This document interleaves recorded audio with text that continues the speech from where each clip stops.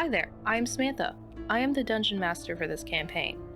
Thank you for clicking on this recap video to learn a bit more about this campaign you are jumping quite literally in the middle of. A little background about how all of this started. And if you'd like to skip to the meat of the video, I will put it on the screen or in the description to where to go and for what. Now, explaining all that has happened will take a bit. We're in the middle of a campaign and so much has happened. I think I counted that so far, we were about 34 to 36 sessions in before we started to record with the intention of posting. But let's get started. I had a dream. Well, kinda. It was more like a daydream in the middle of one of my film classes at my university, around October of 2019.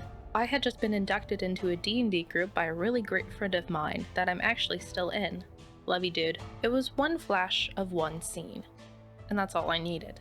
After much talking and gauging interest, I, as a first-time DM or Dungeon Master, rounded up a group that had about 7 to 8 players in total. We met as much as we could around our busy schedules, and we all were really trying to figure out how to play this crazy, wacky game together. All of us had different levels of experience as well, some new, some veterans, and a whole lot of mixing in between. And, of course, some friends had to head down on their own adventures away from our group. And that is fine, and all of us are still the greatest of friends. So we grew, and we learned how to open up and to roleplay and even learn some of the rules along the way. And after about 10 months of playing, we thought our special mixture, Allison is sitting in a corner reading chapter 3 of Thrones of Desire. would be cool to share. And here we are. And we cannot wait to show you what has been happening. Nina is a Fire Ganassi druid of Melora, aka the Wild Mother. After something happened in her years as a soldier that caused her to gain a scar that goes down the left side of her face, that glows when she's afraid, she fled from that life and found a home at the circus, and then later with the Wandering Vanguard. Hello there, I'm Perthy Flowerfriend. I used to be a lonely Goliath living in the forest of Istristan. Well, not completely alone. My goddess Melora kept me company and helped to guide me from a young age in the ways of druidcraft. She even brought me to my new friends, the Wandering Vanguards. They were my first friends and helped teach me about the civilized world. After a couple of adventures and close calls with death, I felt a pull from my friends and accepted a request from Melora. With another friend, Samria, together we will stop the thing that threatens all of the planes. This request meant I have to leave my friends for now, but someday, I hope to see Tibril, Nina, and everyone else again.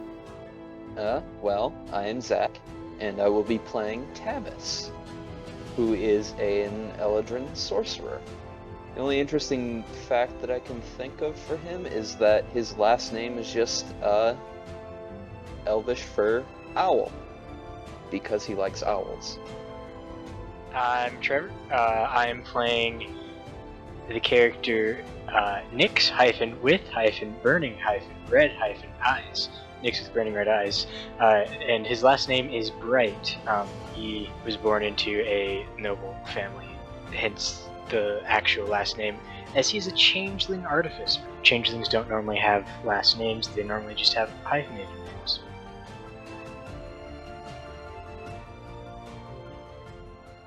Hello there. My name is Tibril Darrow. I am a half-elf man from the town of Allerton. I am what you might call a soul knife. And before I get too far, let me explain what a soul knife is. A soul knife is someone who can summon a weapon that is bound to our soul. I used to have a longsword like my father, but now it's a glaive with etchings of flowers throughout the whole thing. Along with being able to summon the glaive, I'm able to use my mind to connect to the soul of others, to communicate and help in battle. Our friend Tomb, not being able to speak, but I'm able to connect to his soul and kind of get a general idea of what he's thinking and what he would say. Along with all that, my mom always said I had a golden glow to me, which I didn't really understand until now to be literal. Our soul's power shows through our bodies as different colors. I've never met another soul knife besides my father, so I don't know where he learned it. My mom and I lived in a town called Allerton. But before I get too very much into that, my mom was a very sick woman. We lost a lot of money and resources trying to find a cure, but nothing worked. My father left to find something to help her, and he never returned. That was when I was 8. I'm 25 now. Once I became a teen, I started working at the local apothecary. My father was a medic, master with blades and medicine, and I wanted to be like that. Medicine and plants, It's always been fascinating to me. I have my dad's journal here, and one day while looking through, I found something that I wasn't really expecting. I found out the book was only half filled, but the last page talked about this plant called the golden snapdragon. But apparently it's a plant of legend that can cure any known disease. The only other thing that's on these pages are two places, Maastrichton and Chanbu, and I think this is where he thought they were, which makes sense with how rare it is. That'd be in two of the hardest countries to get into. I haven't been to either of these places, but it's the only lead I got. And one day we were raided by goblins. And then a group of adventurers came up. They helped clear the goblins away, and they even helped save a lot of people that day. They invited me to come along on the adventure. This is the only chance I had to find my dad. But before I left, my mom gave me a couple things. But she pulled out a cape, a long purple cape with two golden pauldrons on the side. It fit perfectly, like it was made to fit me. Then she also gave me her wedding ring. Told me if I find Dad, tell it to get his butt home. Now I have three things I have to do. I have to find my dad, find the golden snapdragon, and make it home alive. If I don't, my mother will kill me.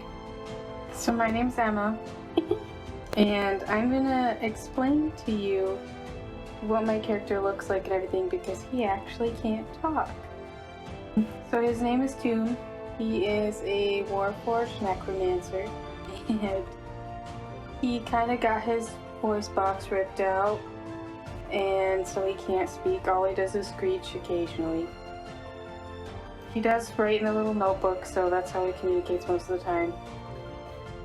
And he is covered in cherry blossoms, and he has a giant gash in the middle of his torso where he hides his familiar talon and some skulls and some other miscellaneous things.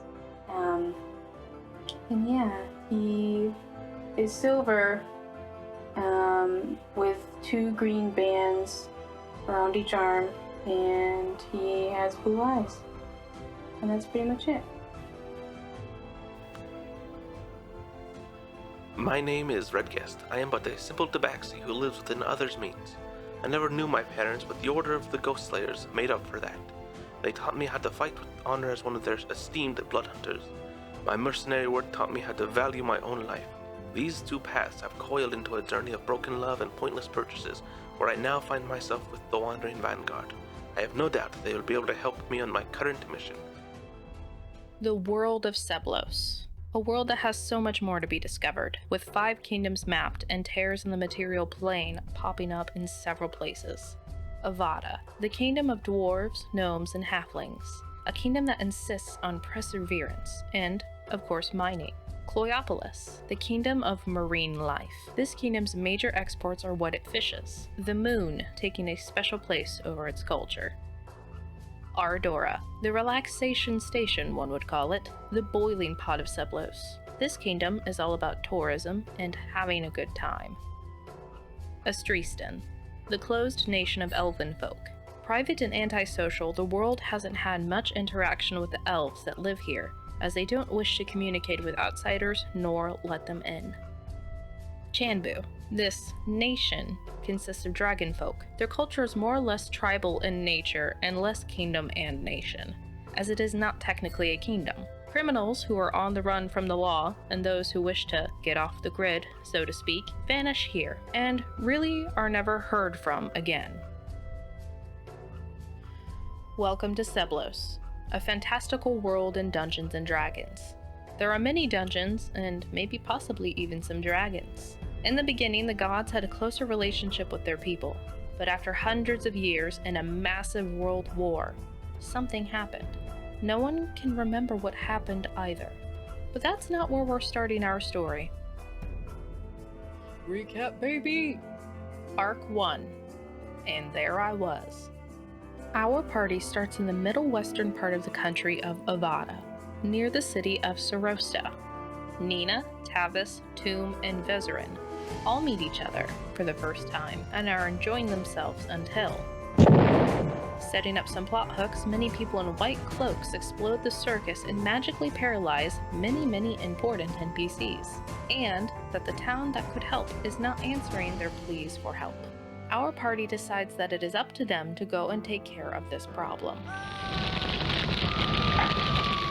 Well, they figured out why the town wasn't answering. Goblins, hobgoblins, and more goblins attack the city of Alotin. They help fend off the attackers and discover that most of the population has been taken into the mountains. Darrow joins the party. Tibble and the group go to rescue the villagers and Tibble's mentor, which had also been taken. And now it's time for a dungeon crawl. Weaving their way around a pretty large base of operations, narrowly avoiding all types of death. I wonder what type of insurance these gobos had. They find their people and the prince of the nation? The prince who is salty they had been taken, and his 3 bodyguards. I think someone's getting fired. Help the villagers back to town. Tibble and his mentor tell the group they need to find a plant to make this medicine for all of those paralyzed people that had been affected at the start. They travel up to a temple, but this temple is for a god that no one ever seems to know had even existed. Spooky. Getting a plant with the name of the last blessing for the medicine, they meet Perthy. A Goliath druid has been living in this temple for the last couple years. Perthy joins the party. The group goes back to the village and makes the needed medicine. Hailed as heroes of the town, the council leader of Alotin inducts our group into the Adventurers Guild. And they don the name the Wandering Guard. After some tearful goodbyes and Tibble's mother swearing up and down that if he dies on this adventure she will come back and kill him on her own, our newly minted adventuring group travels back and spreads the relief from the magic paralyzation, helping the nation back onto its feet. They decide to stick together and travel around the world, which is good because they are now being requested to the eastern side of the nation, to the capital of Avada, at our prince's request. Arc 2, the next step.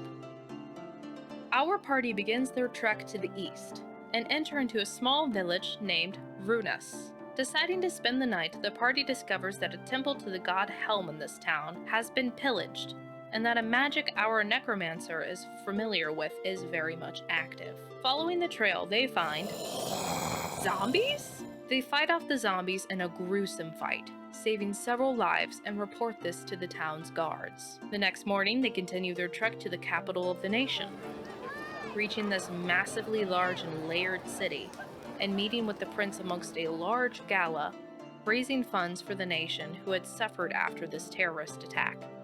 The prince meets with our heroes and asks them to go and gather intel on the fishing nation Cloyopolis after the attack, as his father, the king, is getting a bit nervous. Deciding to decide after they sleep on it, the party splits up. You know, typical D&D stuff.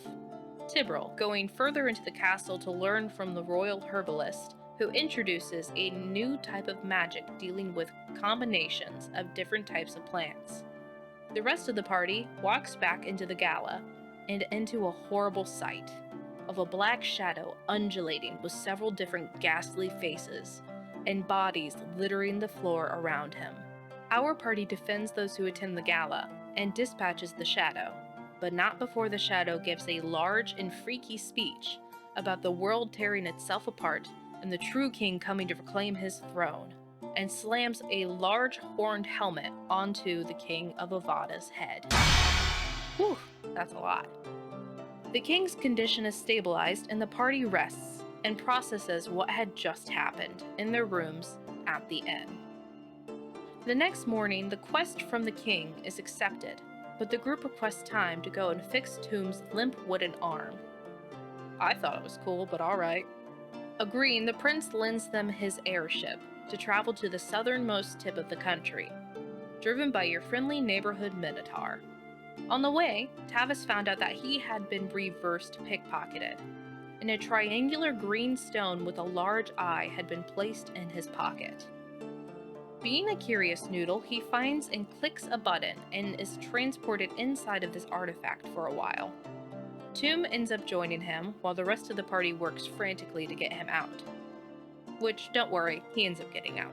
Our whiplashed adventurers arrive in the technological hub of the nation, easily finding an artificer willing to do this work, if the party can get some materials for her next experiment, deep in the mountains to the south of the town.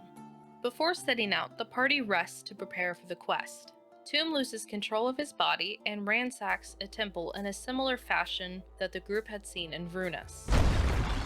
Rejoining the group, they set out of the city and are led up the mountain by the artificer's contact, a tabaxi named Vale.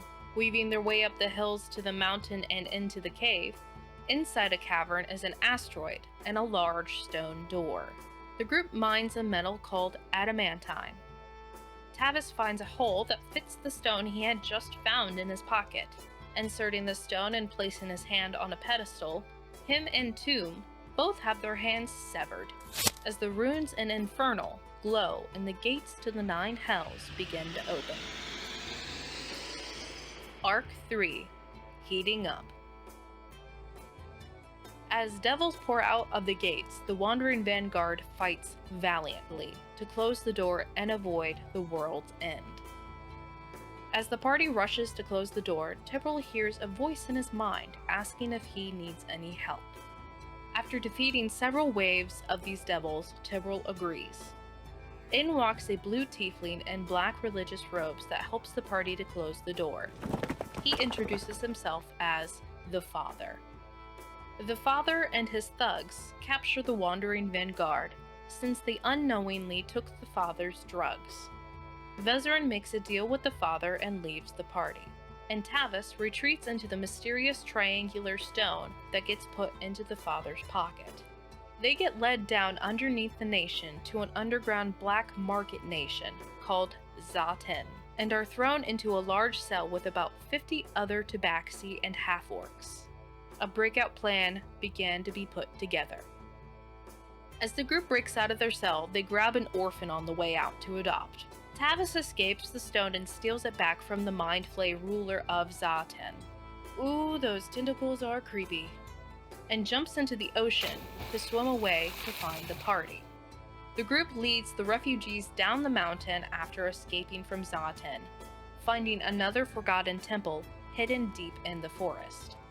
After deciding to settle there to lick their wounds, a 3-month period passes. Tavis finds the group, Tibble disappears, Toom's arm is fixed, the orphan of the group is picked up and is actually becoming a good druid, and dons the name of Virgil. When the refugees leave, the group leaves as well. Vezerin meets back up with them, now with a wife, and a whole Dragonfolk D&D party of his own, also telling them that he has changed the whole societal structure of the nation of Chanbu, making him king. The party does not trust him, but allows him to come. After finding a relic from the kingdom of Aradora, the party boards a boat to sail there. On their way out, the group finds out that the king of Avada has died, and that their friend Toom is a wanted robot. The group sails across the ocean to the country of Aradora, the kingdom flushed in lights. Here, the party notices a large parade in the middle of the night, warforged all around, and pulling the queen along the parade path. The group finds Tibble, and Tibble joins the party once more. The crew is introduced to Tibble's friend, whom he has met on his side quest, a tiefling with hundreds of swords strapped to his back, named Ekman. Vezerin, being the king of Chanbu, goes to meet with the queen the next day to establish a nation agreement with her.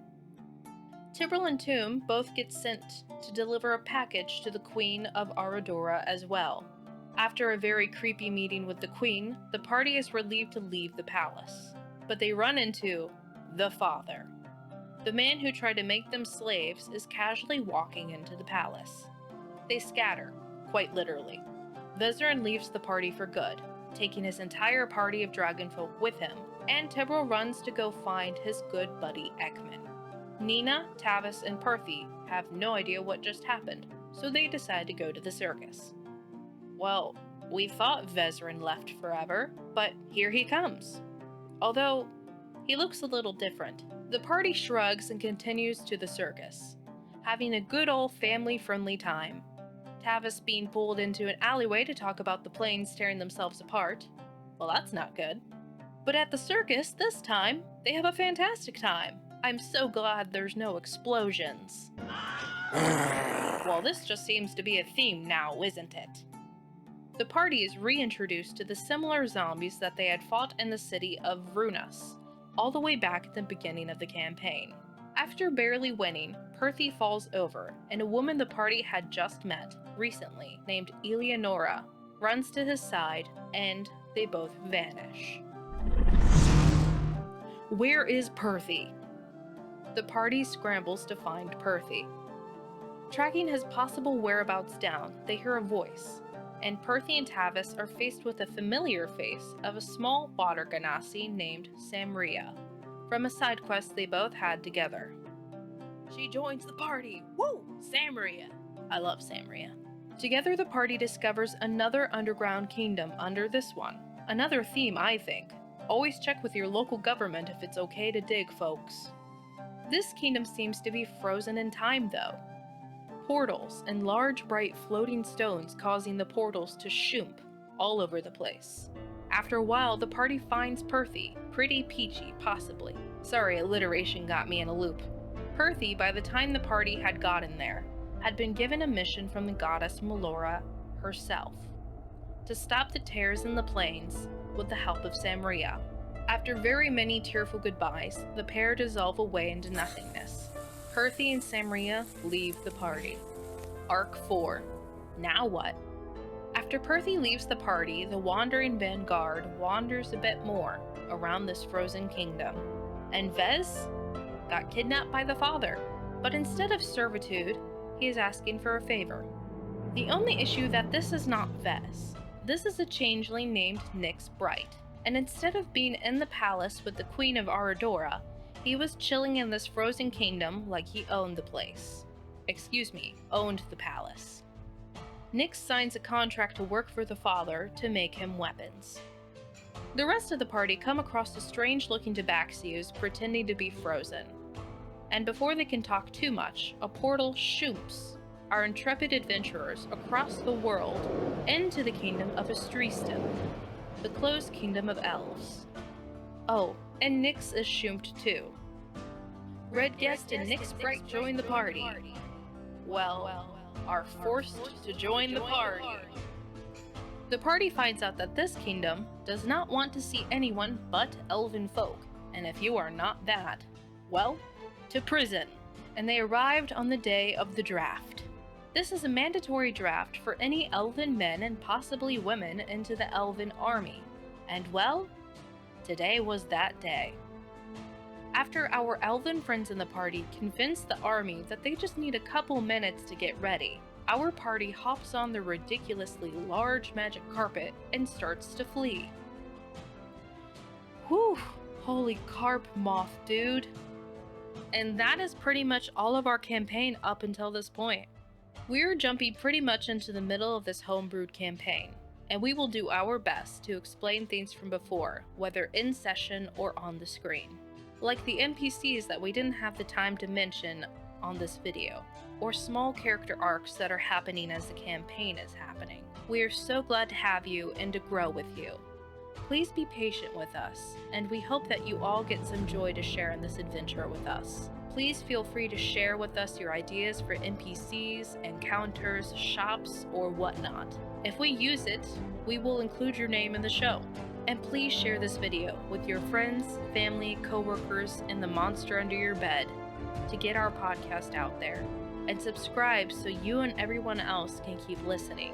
We appreciate you all so much. And remember to buckle up, Buttercup, because we are in for a crazy magic carpet ride. Love you guys.